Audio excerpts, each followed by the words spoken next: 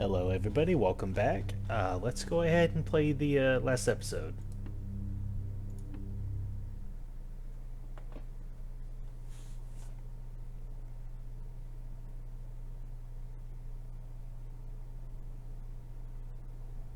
And we'll watch the intro one last time.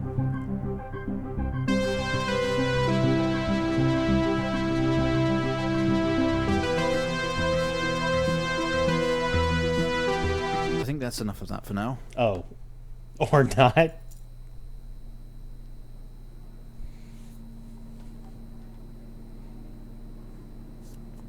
You're quite fond of this show, aren't you?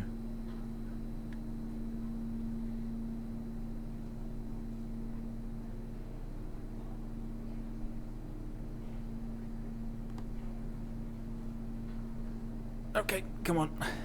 Let's get you down to the observation room. Dude, my show, man.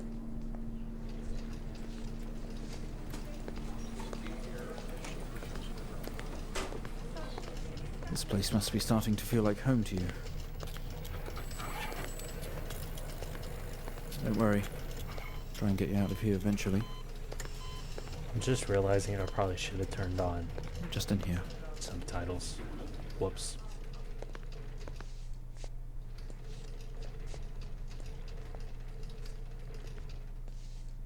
Okay, are we through in the next room? Just relax and we'll get started in a moment.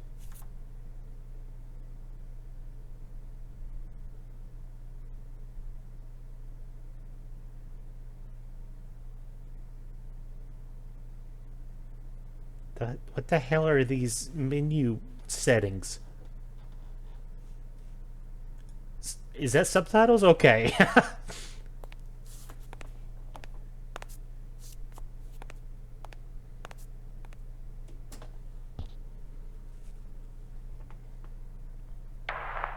Right, Mr. Asian, now are you ready?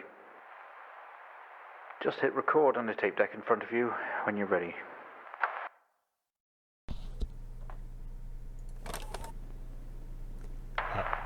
This is subject 12-19-86-23, new session entry.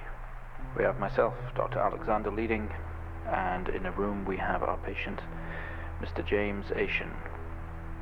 As we know, James has recently recovered from a 2-week coma following his accident. In our last 3 sessions, James's attempts to recollect events of the accident seen him merging his memory with his imagination. These episodes have always ended in panic, and we've had to terminate the session abruptly. Let's try and do this one better, James. So when you're ready, let's bring this back. I know how difficult this must be, but you can do this. James, it's time to remember.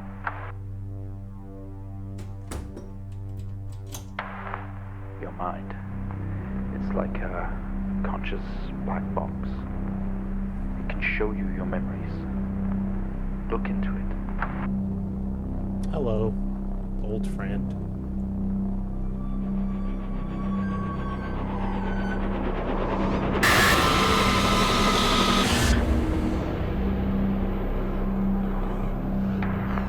In your most recent episode, you recalled a false memory of a remote weather station. You were isolated from the rest of the world, locked inside your coma. We interacted with you daily, encouraging you to wake. Your family would do number puzzles with you. Anything, really, to bring you back. People needed answers, James. Do you remember? I have another signal here for you, James. It's at 5610 FM. You can't miss it. We're gonna have to do this again? Do I need to pull out my notepad?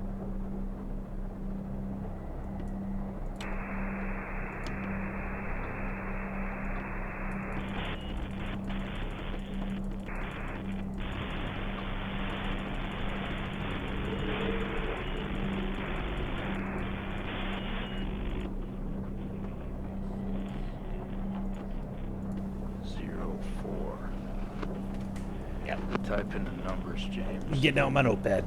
You gotta see this. This is 20F. 12, 19, 86, 23, 04. One more time. Type in the numbers, James. We gotta see this. This is 20F, 12, 19, 86, 23, 04. One more time. Type in the numbers, James. We gotta see this. This is 20F, 12, 19, 86, 23, 04. Type in the numbers, James. I couldn't really understand what he was saying at first. I don't think I have to type it, so I think it's 12, 19, 86, 23, 04. Yeah. Report.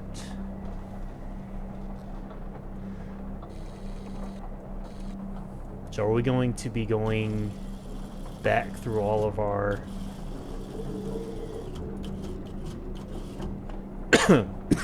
memories? Excuse me. These are some cool blank pages here. The fuck?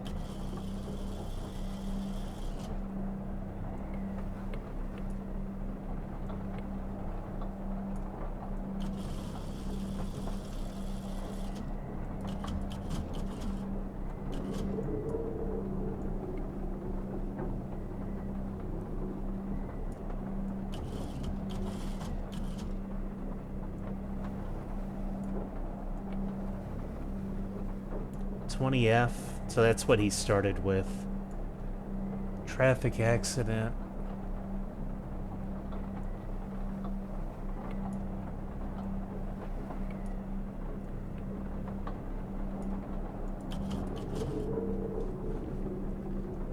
James Asian. Fatal accident.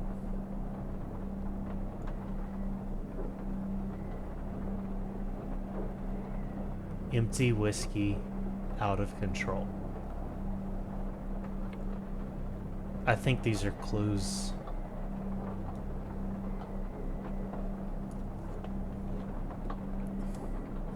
So we got fatal accident. Hold on. This might be case sensitive. Fatal.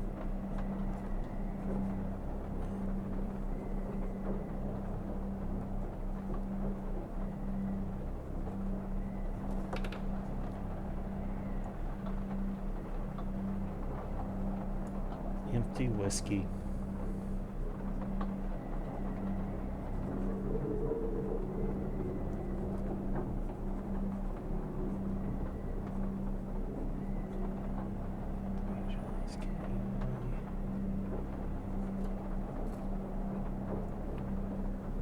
Out of control.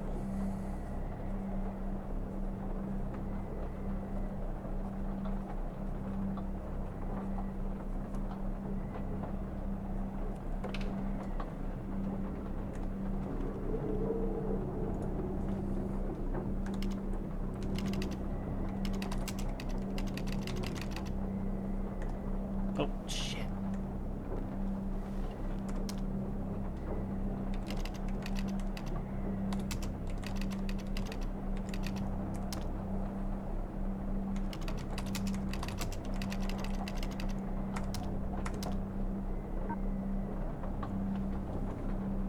Okay.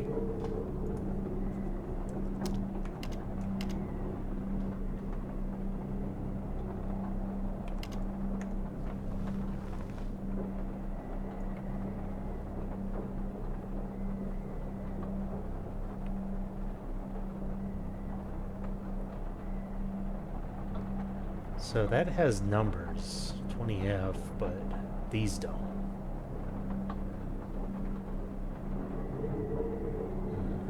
There was some other stuff. Let's look at it.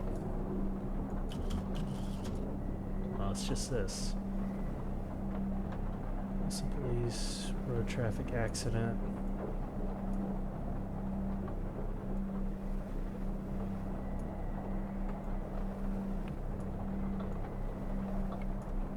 NS1.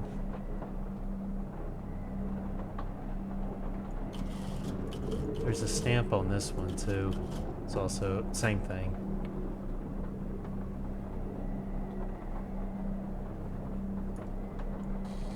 Oh, whoops. I need to do that. Go the other way. Oh my, this thing is so sensitive. Oh, other way. Thank you. It's over here. Nothing.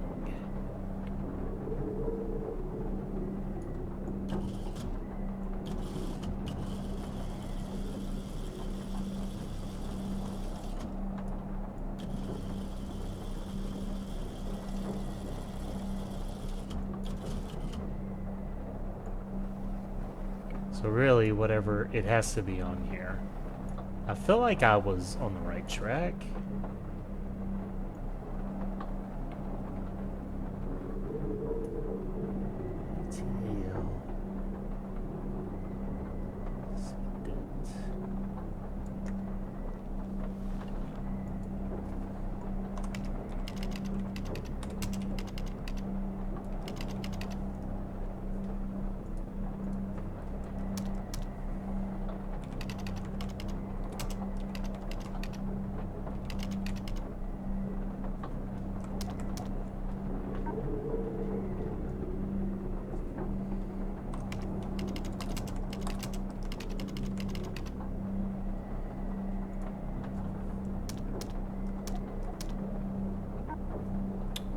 Nope.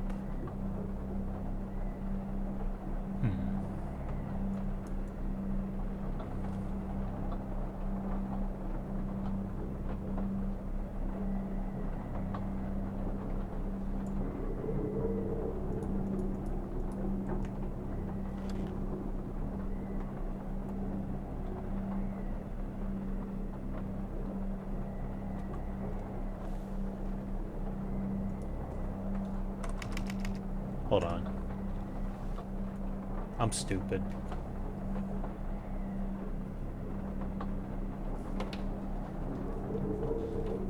I think it has to be exactly. So 20F hyphen.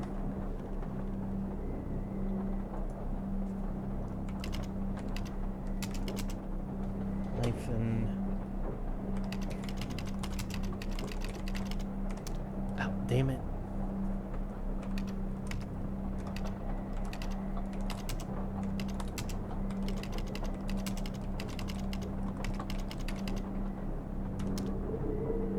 Whiskey.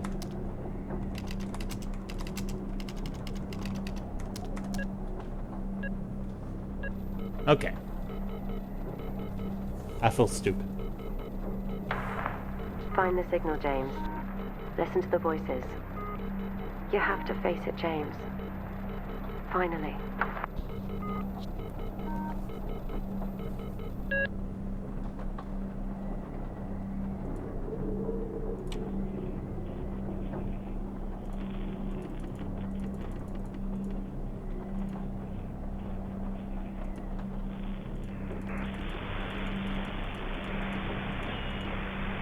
It's not like him, at all. I've worked with Officer Hennings for 6 years and not once have we even talked about alcohol. Drunk driving. He was a father, a husband, he was fine. No way he caused this. It's him, this Haitian guy. He's got something to hide. Oh God, the sensitivity. Let me turn it down on my mouse a little bit.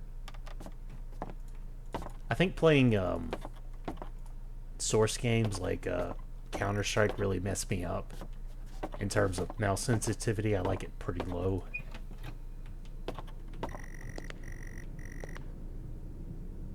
It only seems abandoned. Your vision is blurry. Yes, it is. All of your episodes were recorded to tape. This is the 4th. He has quite an imagination, Mr. Haitian. I guess it's from the shows he's been watching.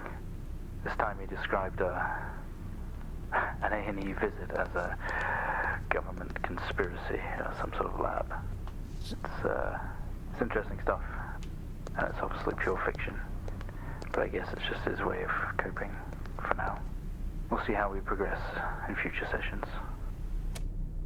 So, reading that report, seeing these flyers on the wall, I was somebody who crashed a car while drunk driving, or a drunk driver hit me. It makes me think like I was the drunk driver. I didn't really read it that well. And then like somebody died, probably, if I had to guess.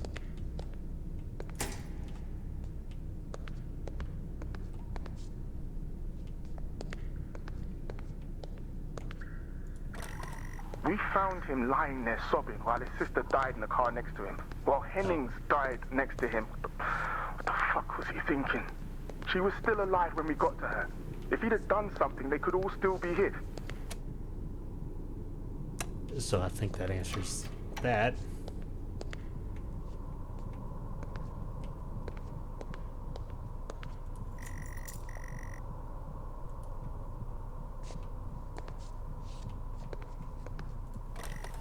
Today was the first session with Mr. James Asian, although I fear it will certainly not be his last. When asked about events that have happened in the past, he confused fact and fiction and told us a story about a computer game that was talking to him. I think he was back at his own house, his mum and dad's house, and he always talked about a room with a red X, one he couldn't get in. I don't know what any of this means or what it's going to do with the accident, but I guess some more sessions will maybe reveal that. We're going to try again tomorrow.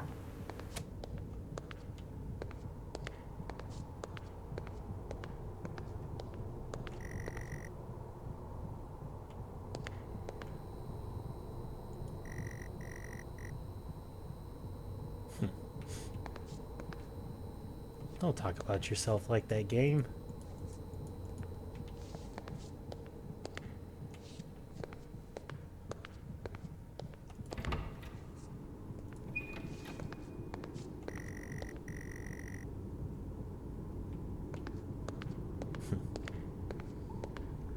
No recordings, though.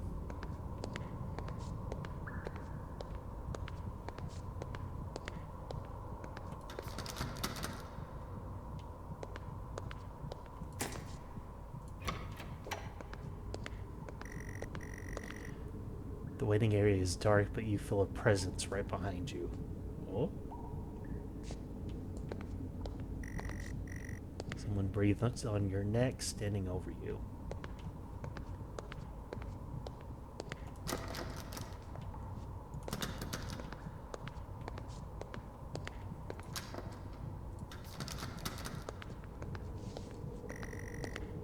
You feel real dread in the pit of your stomach.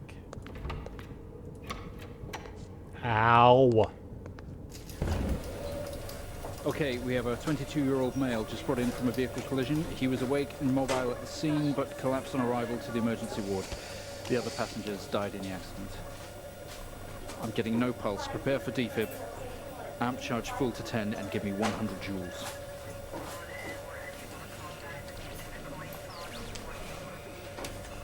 Come on, 100 joules. Charge amp full to 10.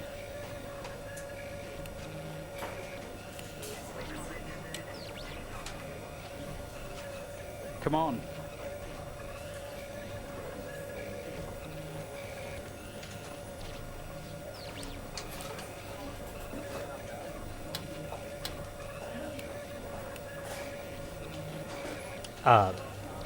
He said 100 joules, did he?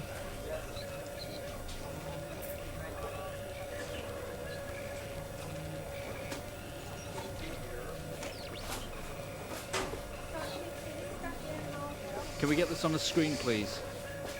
Sure, if I remember. There we go.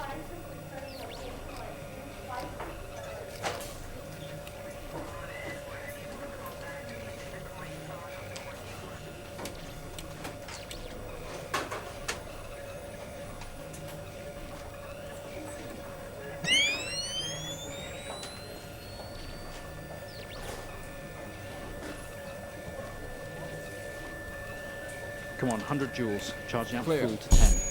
There we go. No reaction from first stage. Let's try higher. 200 joules. Keep the amp charged at 10.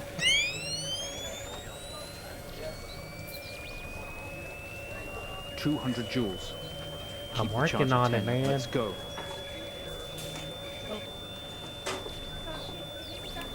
Clear. Ow. Okay, we have a reaction of some sort here, a weak signal. Let's keep going. Increase again. 360, charge full.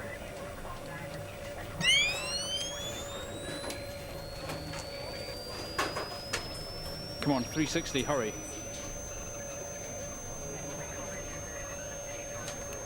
Clear. Well, would you look at that? It seems we have a pulse. Rhythm is stable. We need to run an X-ray right away.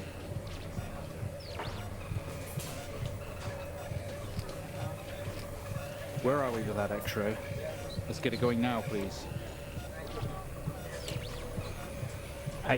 What do you do for the X-ray again? I forget.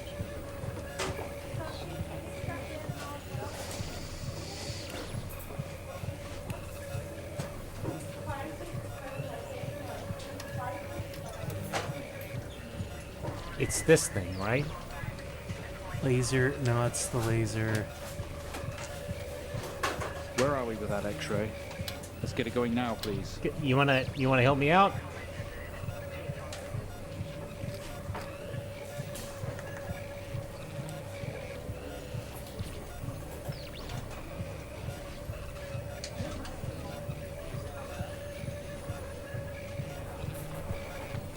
Let's see. What does that say? Where are we with that X-ray? Let's get it going now, please.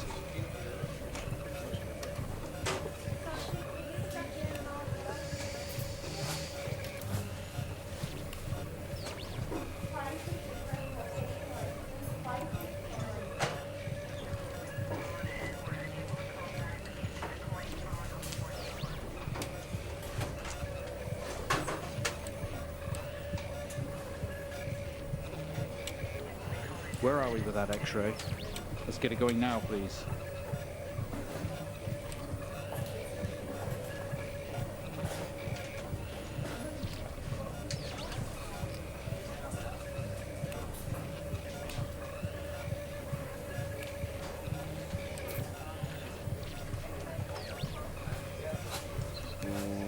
Oh, I think it's this thing. Can we get this on the screen, please? There we go. Looks like an intracerebral hemorrhage. We need to drain this now to relieve pressure. Prepare for trepanation. I don't like the sound Switch of on a that. drill, please. Okay.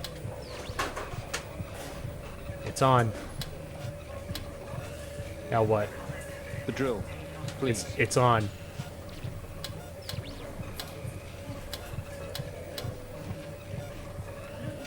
Now what?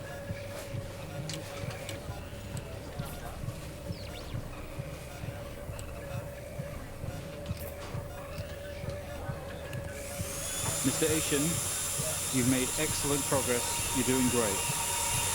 We need you to stay calm and try to relax while we go through these next steps. We're going to attempt to alleviate some of this discomfort.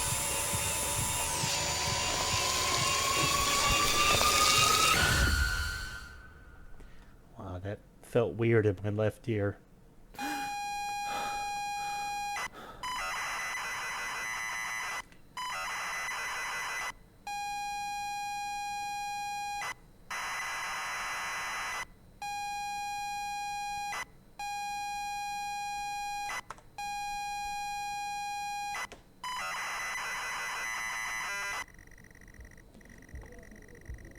Not only is tonight New Year's Eve, but tomorrow you leave on a 6-month trip abroad with friends. Mom, Dad, and your sister Jennifer have decided to throw a party in celebration to celebrate it all. The house is full.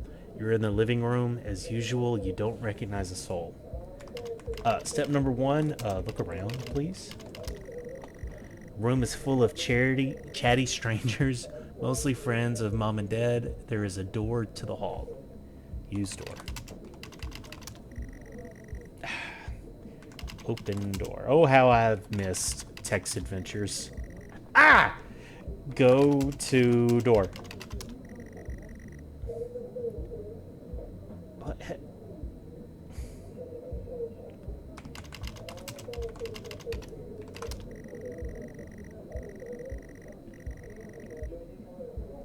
Go to hall.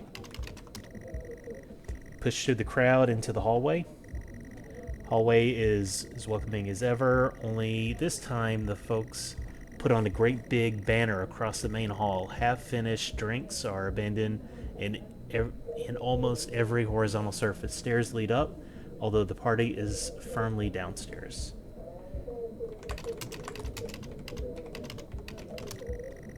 As much as you'd love to, you promise you stay downstairs with the party. Same as ever. Stairs, door to the living room, and door to the kitchen. Let's go to the kitchen. They say all the best parties are in the kitchen. The kitchen is full of people and loud. There are drinks and food on the table. The party is in full swing. Dad cooked a hog roast, which sits proudly at the table, although no one is eating it. Eat roast. Maybe later. Leave. Go back to the hallway. What was the other one? Closet? Kitchen and closet?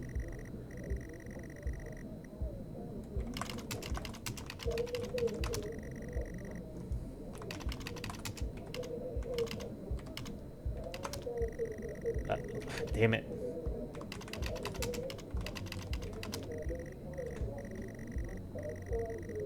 Oh, living room.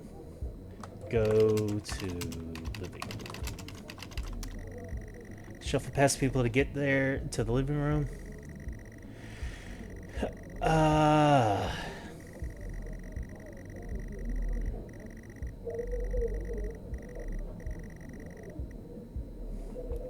Talk to people.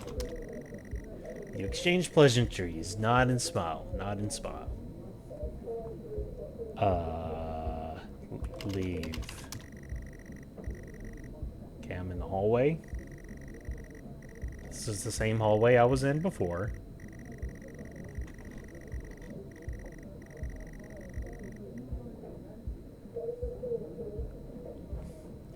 Drink. Drink. You aren't drinking someone else's drink. Get your own. Get drink.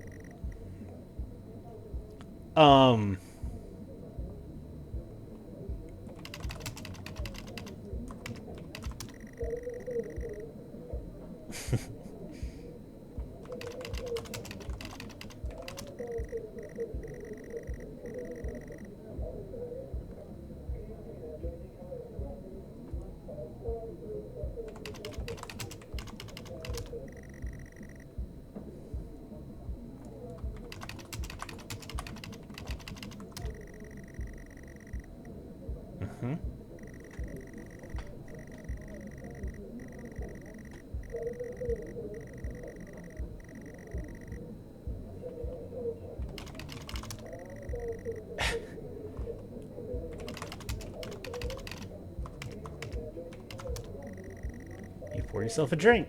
Nice to loosen you up. Drink.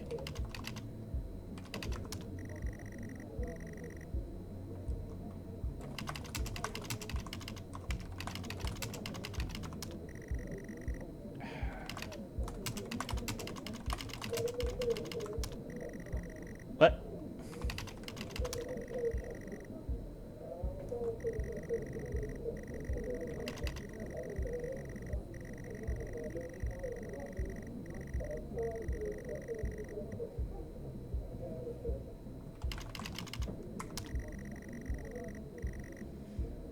I did get my own, but okay.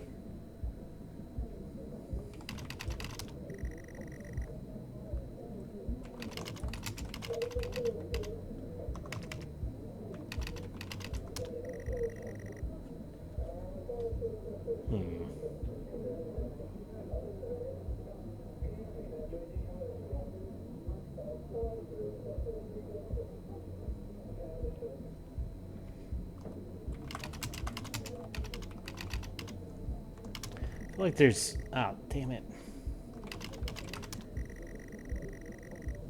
Where am I right now? The hallway? Go to kitchen.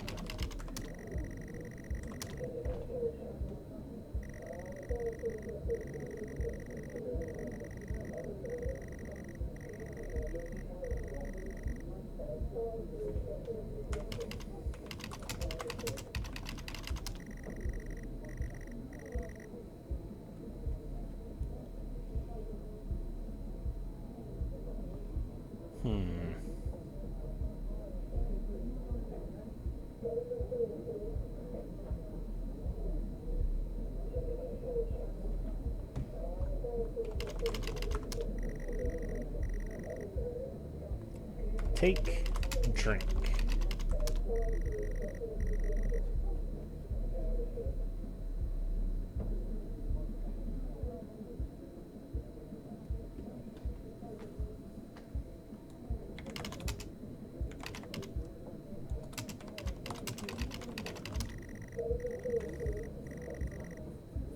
I had to look that up. How did I know Jennifer was around? You hug, you're gonna miss each other, you think of her at the party, she asks if you're enjoying the party. Yes. You tell her it's great, even though you don't really know anyone. She tells you to enjoy it anyway, and to loosen up, she asks you to get her a drink.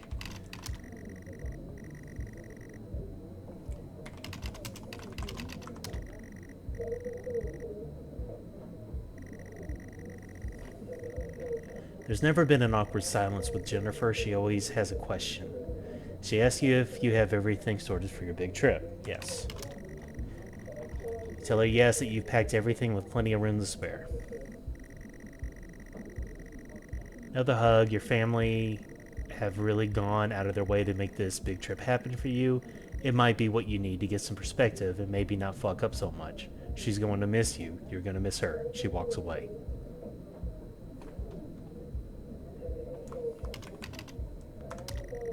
Jen has disappeared into the crowd. You're left standing, nodding and smiling at the approving faces. There is so much to do for the move. You can't mess this up. But first, a drink. Drink. You pour down another drink. Anything to move the night along. The room is full. The utility room and writing on the wall.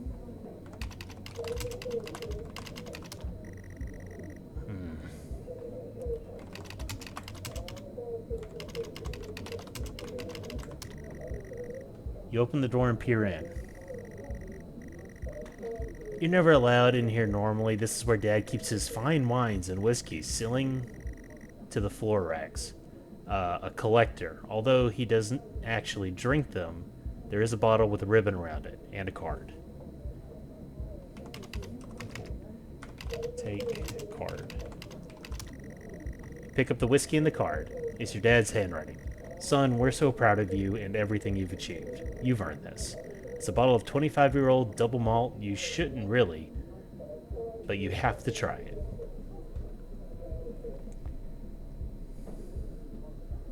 Okay. I did take the bottle, right?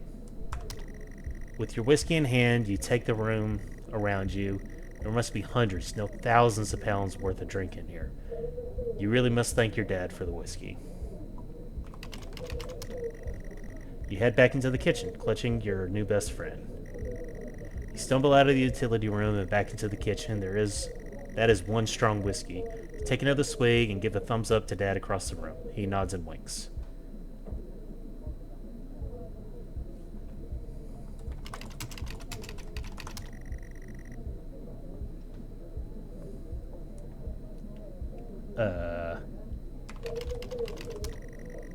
Go back out to the hallway.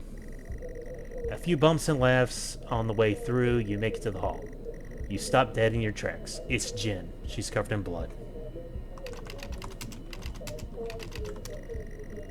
She's staring at you. No one else notices. Blood is dripping down her face. It's mixing with tears.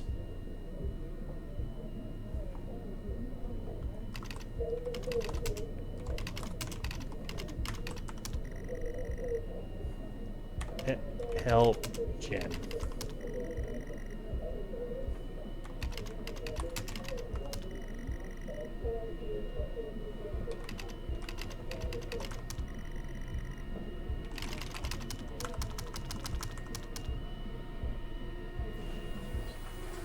I'm sorry, I don't understand.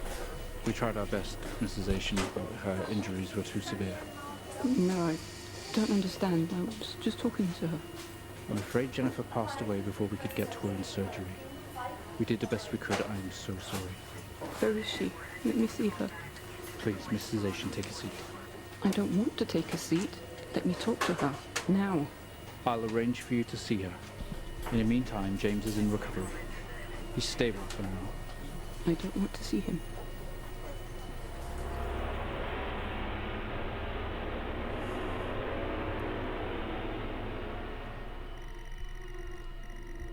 You are standing in the hallway. Something had stopped you in your tracks. While searching your mind, your sister interrupts. She waves her hand in front of you and asks if you can drive her home. You still feel out of sorts. Those words echo. Oh, shit.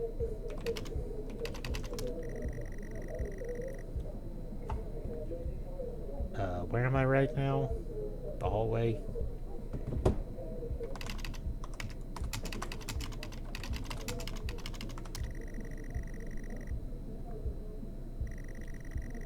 The living room has a much more relaxed atmosphere compared to the kitchen. Various guests are sat on the chairs, having civilized conversations. There's a coffee table in the middle of the room. Your mom is pouring a drink at the drinks cabinet. Are you gonna make me say mum? Talk to mum. You son of a bitch. Tears immediately start appear in her eyes. My son, off to America. She gives you a hug. Hug, mom. Oh, mum. Okay. Look around. Coffee table, a drinks cabinet. One of the chairs is overflowing with jackets and coats. Look for keys. You need to look for them. They must be in either the kitchen or the living room. Go to coffee table. What was it again? Look around. Coffee table, drinks cabinet. Go to jackets.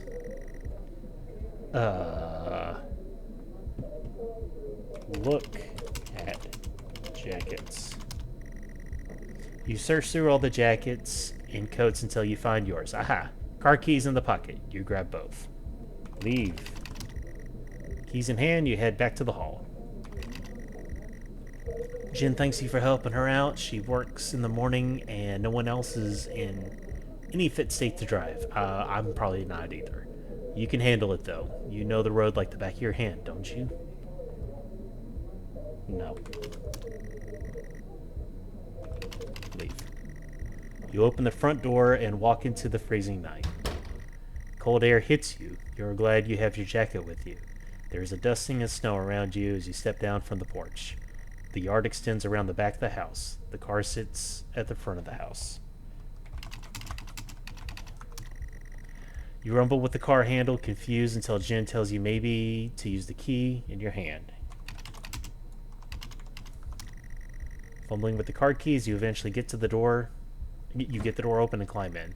The car is freezing. As you fumble around with your seatbelt, the sister opens up the glove box and hands you a note and a key that was inside.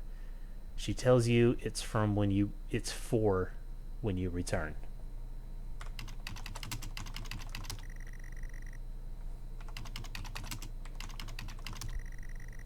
The note is from your dad and it reads, "Hi son, hope you're enjoying your break. You'll need to fire up the generator around back to get lights on. I also found something in the attic for you. It's in your room. Enjoy." It's the same note as earlier. Try to turn the ignition with the sheer willpower despite holding the keys in your hand. What?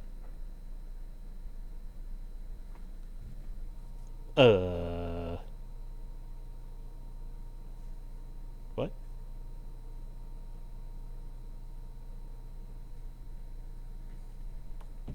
Use keys? Okay. It takes a number of attempts, but you eventually slot the key into the ignition. Start car. Ah! Leave. Jennifer is getting impatient. If you value your life, you'd better get her home first. Use car. Did I spell something wrong earlier? Start car.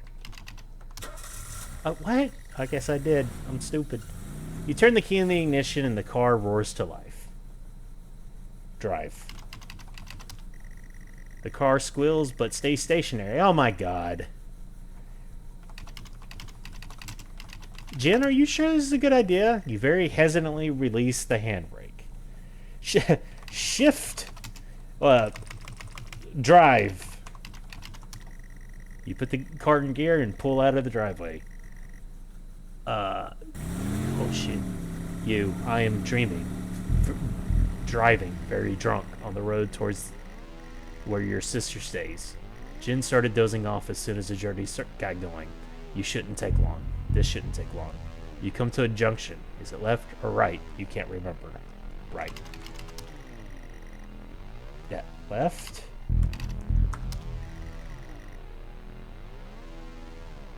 Take a right. What? Go left.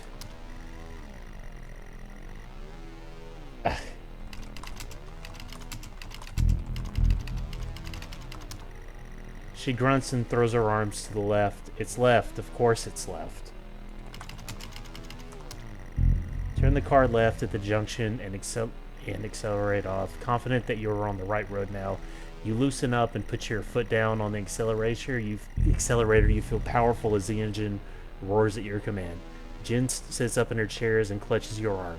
She asks you to slow down. Yeah, slow down. That's not really what happened, though, is it? You're all over the place, James. Pull over. Jen is hitting your arm and yelling at you. Crazy, sister. Strange. There's a set of headlights coming directly at you, but really slow, like slow motion. Slow down. You try to react, but your body isn't responding. There's nothing you can do to stop this. There is no way to control it. The lights merge with your car. The outside James, joins for the fuck's inside. sake, pull over! James!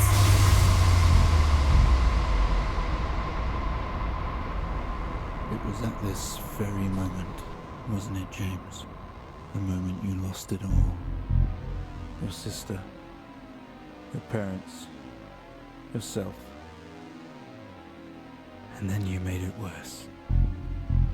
Go on. Show us what you did. You wake up in the car. Your world is upside down.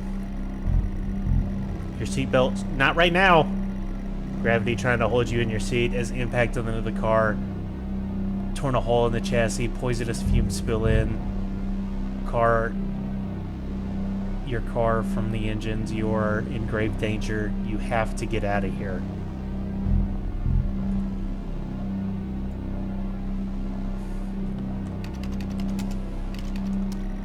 You can't do anything for her right now. You need to help yourself. You can't move. Your seatbelt is still in place.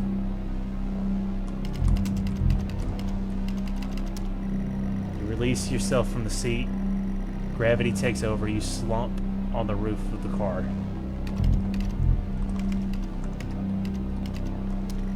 You squeeze through the wreckage, fall to your knees around to the ground next to you. Every breath brings pain to your chest. Your head is throbbing. A blue car smashed into the passenger side of your car. Your life cannot be ruined by this. You are standing holding your whiskey and your dad's note, and flashing lights are approaching in the distance.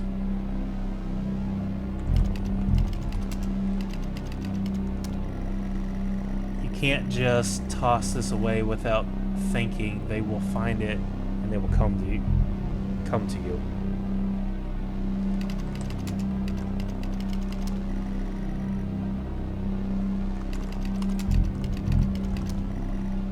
Crash site. Smoke billows from the crashed cars in the sky above. Exterior lights flickering on and off.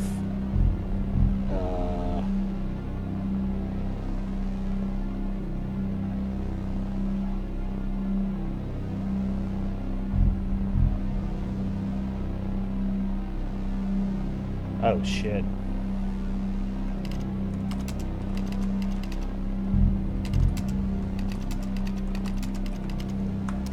Oh, that's fucked up. With the lights approaching closer, you begin to hear the shrill of the sirens. You simply cannot go to jail for this. You clean the bottle to remove your connection with the whiskey. You then deliberately spill the remainder of the bottle's contents on the driver, and you toss the incriminating evidence onto the passenger seat. What an asshole! A circle of flashing lights surround you, illuminating the crash site. In the darkness behind them, an army of people all staring. One figure steps out, a silhouette, and walks towards you. Talk to the person? Sorry, you're not making any sense. Just look around.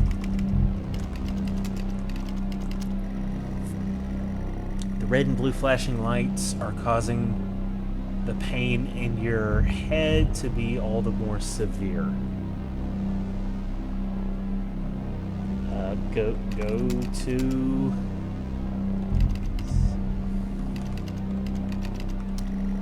As you approach the man, pulsing lights around you get dimmer and dimmer. I know you. I know you're tearing yourself apart over it, but no matter what you keep telling yourself, you have to listen to me. That accident, that poor man, me. You have to remember. It was all your fault.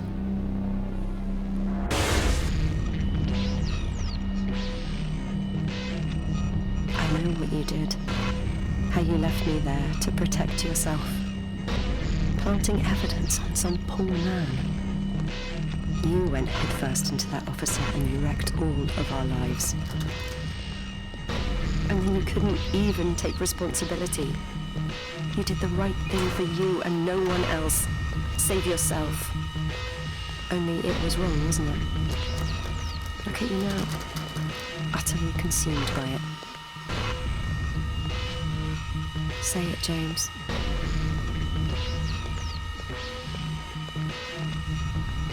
Say it. Tell them.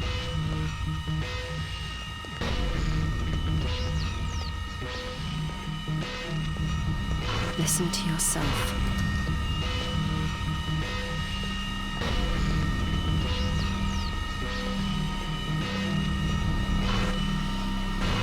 It has to end, James.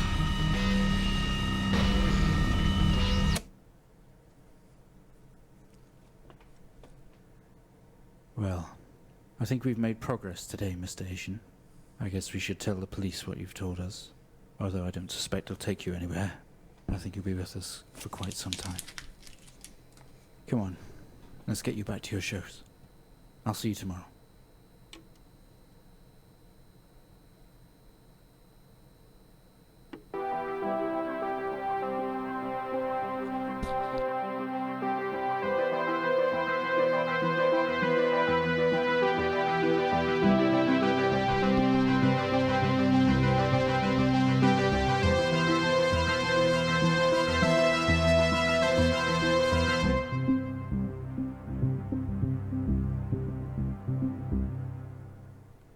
That was a bummer.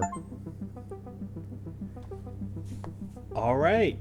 Yeah, that's not really the direction I expected that story to go.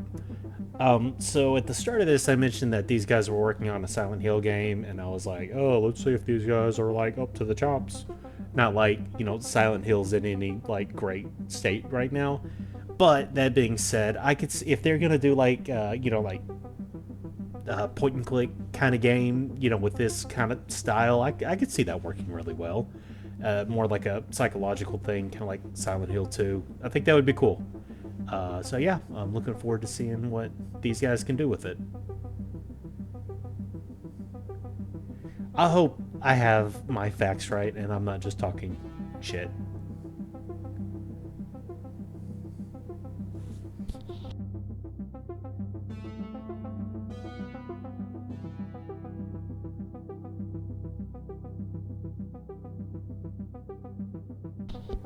There is another game that these guys made that I also have. I don't know if it's like scary. Not that this was like scary, but to fit the October theme. If not, I'll check it out some other time.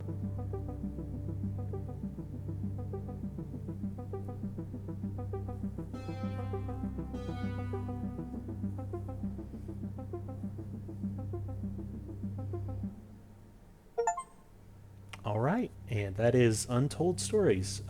Pretty cool game. But I hope you guys enjoyed watching, and I will see y'all next time. Bye.